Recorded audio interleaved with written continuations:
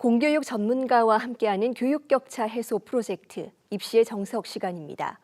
고등학교 때부터 대학생처럼 수업을 골라 듣는 고교 학점제가 올해부터 전면 도입됐습니다.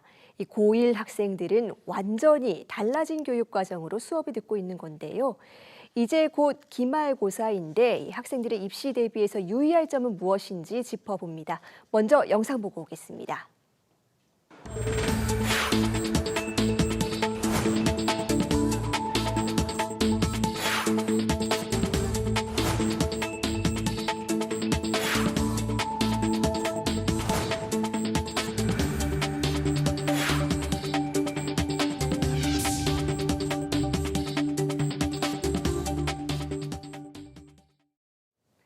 네, 참고할 선례가 없는 첫 세대이기 때문에 이 올해 고1 학생들 고민이 더 깊을 텐데요. 첫 학기 어떻게 마무리해야 될까요? 오늘은 서울 숭의여고 정재원 선생님과 함께 이 달라진 내신 체계 속에서 현명하게 대비하는 방법 함께 알아보겠습니다. 선생님 어서 오세요. 안녕하십니까? 네, 이제 벌써 기말고사 코앞에 다가왔는데요. 끝나고 나면 성적표 나올 텐데 예전과는 많이 달라지는 거죠? 예, 그렇습니다. 이미 많이 알려졌다시피 내신은 두 가지로 기재가 됩니다. 하나는 학점 이수 기준, 즉 성취도. 그래서 90% 이상의 성취를 보였을 때 A, 80% B, 70% C, 60% D, 60% 미만은 E로 기재가 되는데요. 100점 만점으로 기준을 한다면 이제 90점, 80점 이렇게 해석해 보시면 편할 듯 하시고요. 아마 과거에 수음이항가 체제랑 비슷하다고 보시면 될 것 같습니다. 그리고 꽈락 기준이 있습니다. 그래서 40% 미만을 받게 되면 이제 미이수라고 해서 미이수가 되었을 때는 일정 시간 보충 지도를 받아야 하는데 이 보충 지도를 최소 성취 보장 지도라고 합니다. 그리고 학점 통과 기준과 별개로 등급도 산출을 하고 있습니다. 그래서 상대 평가 5등급으로 구분되어 있고요.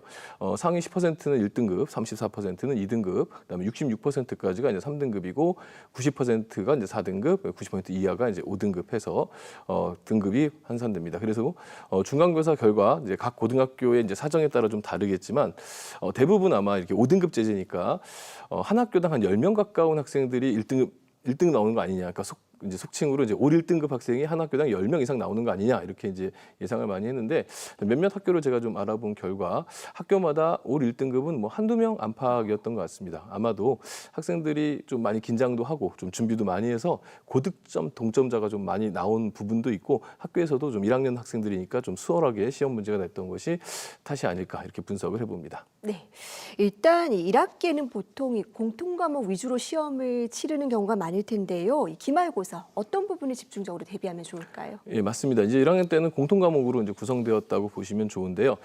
성적은 항상 다다익선입니다. 그러니까 높은 평가를 받는 과목이 많으면 많을수록 좋은 대학 갈 수 있고 더 도움이 되겠죠. 따라서 이제 특정 과목에 집중한다는 것 자체가 그렇게 바람직한 태도는 아닙니다. 그리고 이제 조금 어려운 얘기를 해보자면은 2015 교육과정하고 2022 교육과정 중에 굉장히 큰 차이가 하나 있는데 그것은 바로 2015 교육과정에서는 이공계를 진학한 학생도 무조건 필수적으로 사회 과목을 몇 과목 들어야 되고 또 인문계도 마찬가지 이런 부분입니다. 근데 2022 교육과정에서는 1학년 때 필수적으로 들어야 될 과목이 모두 종료가 됩니다. 따라서 2, 3학년 때는 이공계 진학을 희망하는 학생들은 뭐 이론적으로 사회 과목을 더 이상 들을 필요가 없고 반대로 인문계 진학을 희망하는 학생 역시 2, 3학년 때 과학 과목을 더 이상 이수할 필요가 없습니다. 역으로 말하면 이공계를 준비한 학생들도 사회성에 대한 자신의 어떤 특징들을 보여줘야 되는 장점들 보여줘야 되는데 이런 장점들을 보여주기 위해서는 1학년 때 배우는 통합사회밖에 없다는 점 이런 부분들이 이제 의미가 있는 거고 또 인문계 학생도 마찬가지입니다. 그래서 사회나 과학의 역량을 보여주려면 1학년에 배우는 통합과학과 통합사회의 성적과 교과 세특이 굉장히 중요한 역할을 할 수 있다고 할 수 있습니다. 일단은 눈에 띄는 변화가 내신이 9등급에서 5등급제로 바뀐 거잖아요. 그러니까 예. 9단계로 쪼개던 걸 5단계로 쪼갠다면 1, 2등급 받기가 조금은 쉬워지지 않을까. 반면에 이 대학에서 입시할 때 이 내신 변별력이 좀 낮아지지 않을까. 뭐 이런 전망이 엇갈리는데 어떻게 보십니까? 네, 내신 확보가 이제 쉽다는 것은 이제 살짝 오해가 있는 겁니다. 왜냐하면 이제 2학년 때부터 선택 과목제로 가기 때문에 과목당 이수자가 이제 줄어드는 과목이 발생할 수가 있습니다. 특히 이제 상위권 메디컬 계통을 희망하는 학생들 같은 경우 과학이나 수학의 어떤 심화된 내용들을 들어야 되는데 이런 과목들은 이제 수요가 많지 않기 때문에 소수 강자가 될 수가 있겠고 이러다 보면 이제 그 내신의 변별력 확보나 이런 부분들이 굉장히 어려워질 어려워질 수가 있다고 생각을 합니다. 근데 이제 대학 입장에서는 이런 부분에서 이제 평가를 할 때 꼭 이렇게 내신 성적만 가지고 이제 평가를 하기보다는 다양한 이제 원점수라든가 이런 것들을 이용해서 이 평가를 하게 됩니다. 그래서 성취도별 분포 비율이라든가 또 이제 원점수, 본인의 원점수, 수강자 수, 과목의 난이도, 그다음에 교과 세트 이런 것 등을 통해서 이런 부분들이 상대적으로 이제 중요한 역할을 하고 있기 때문에 이런 부분들에 학생들이 신경을 써야 되겠고요. 정리하자면 이제 내신의 중요도가 떨어진다기보다는 대학의 입장에서 학생이 갖고 있는 이 내신의 질을 어떻게 평가할 것인가에 대한 이제 고심이 더 깊어지는 상태라고 보시면 될 것 같습니다.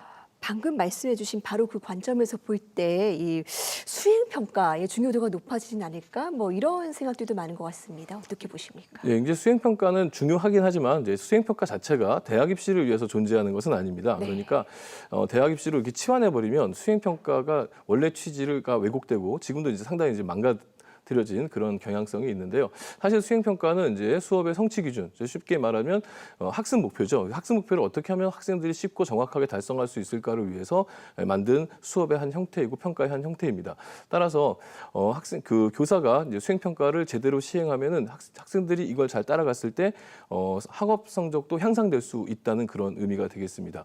따라서 이제 수행 평가를 할 때는 학생들은 항상 선생님이 왜 이런 내용을 수행 평가로 내주셨는가에 대해서 초점을 맞추고 이해하면서 도전을 해보셔야 되지 않을까 이렇게 생각합니다. 네, 아무래도 재학생들은 이 수시 모집에 도전하는 경우가 많을 텐데 사실 수시 모집에서는 지필 평가 말고도 다양한 활동이 중요하지 않습니까? 어떻게 준비하는 게 좋을까요? 예, 뭐 학생들 생각보다 시간이 많지 않습니다. 네. 하루에 뭐 6시간, 7시간 정도의 수업을 들어야 되고요. 그다음에 그 수업을 이제 자기 것으로 소화해야 되고 그래서 예습 복습과 장기적인 안목의 수능 준비까지 정말 너무나 바쁜 일상을 보내고 있습니다.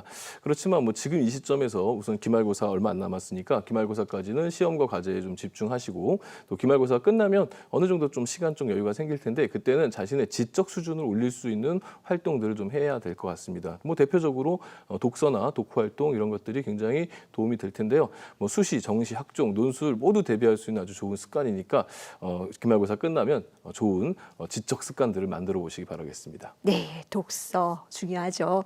예, 내년에 이제 수강 신청할 과목에 대한 수요 조사가 또 학교별로 시행이 되고 있다라고 합니다. 여기서 유의해야 될 점은 어떤 것들이 있을까요? 이제 현재 대학들이 이제 속속 선택 과목 안내서 같은 것들을 발표하고 있습니다. 이 내용들을 정리해 보자면 기본기에 충실한 과목 선택을 요구하고 있다는 점을 파악해 볼 수가 있습니다.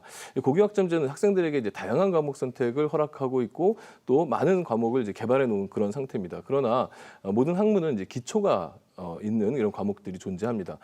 서울대학교에서 발표한 자료를 보면 이런 문구가 있습니다. 가급적 과학 과목은 일반 선택 과목 위주로 이수하고 공학자가 들어가 있는 이런 학과를 진학을 희망한다면 물리학을 꼭 이수하기 바란다라는 표현이 들어 있습니다. 그러니까 즉 기본기가 되는 과목을 충실하게 이수하고 좀 더 여유가 생긴다면 이제 그때 가서 흥미가 되는 과목들을 확장하면서 선택해 보라는 뜻이 아닌가 저는 그렇게 해석을 해봤고요. 마지막으로 좀 당부하고 싶은 것은 이 과목 선택의 최악은 친구가 한다고 해서 자기도 아무것도 모르는 상태로 따라가는 거. 주체적이지 못한 과목 선택은 절대로 금물입니다. 그래서 자기주도성을 잃지 말라는 부탁을 마지막으로 꼭 드리겠습니다. 네, 아무래도 이전 학생들에 비해서 참고할 만한 정보가 없다 보니까 이 고1 학생들 조금은 걱정이 될 텐데요. 그래도 기본은 충실한 학교 생활인 점을 꼭 기억해 주면 좋겠습니다. 선생님 오늘 말씀 잘 들었습니다. 감사합니다. 감사합니다.